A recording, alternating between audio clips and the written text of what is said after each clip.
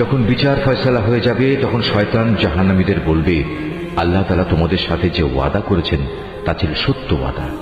আমিও তোমাদের সাথে একটি ওয়াদা করেছিলাম, কিন্তু আমি তোমাদের সাথে ওয়াদার বরখেলাপ করেছি। আসলে তোমাদের উপর আমার তো কোনো আধিপত্য ছিল না, আমি তো শুধু এটুকুই করেছি, তোমাদের আমার দিকে ডেকেছি, অতঃপর আমার ডাকে তোমরা সাড়া দিয়েছ। তাই আজ আমার প্রতি তোমরা কোনো রকম দোষারোপ করো না, বরং তোমরা তোমাদের নিজেদের উপরই দোষারোপ করো। আজ আমি যেমন তোমাদের উদ্ধারে কোনো রকম সাহায্য করতে পারবো না, তেমনি তোমরাও আমার উদ্ধারে কোনো সাহায্য করতে পারবে না। তোমরা যে আগে আমাকে আল্লাহর শরীক বানিয়েছ, আমি তাও আজ অস্বীকার করছি। এমন সময় আল্লাহর ঘোষণা আসবে, অবশ্যই জালেমদের জন্য রয়েছে কঠিন আযাব।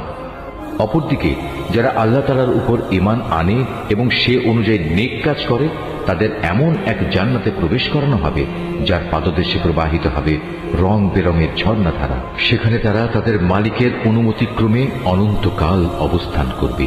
সেখানে চারিদিক থেকে সালাম সালাম বলে তাদের অভিবাদন হবে।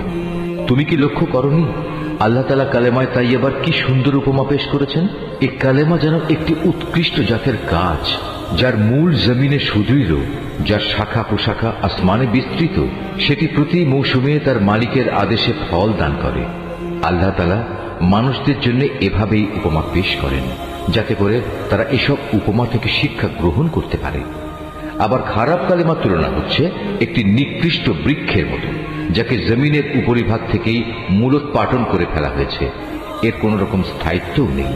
আল্লাহ তাআলা ঈমানদারদের তার শাশ্বত কালেমা দ্বারা মজবুত রাখেন।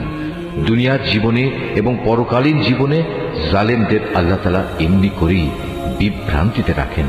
তিনি যখন যা চান তাই করেন।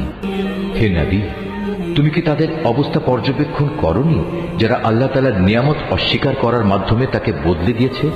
পরিণামে তারা নিজেদের জাতিকে ধ্বংসের এক চরম স্তরে নামিয়ে এনেছে, জাহান্নামের অতলে, যেখানে তারা সবাই প্রবেশ করবে।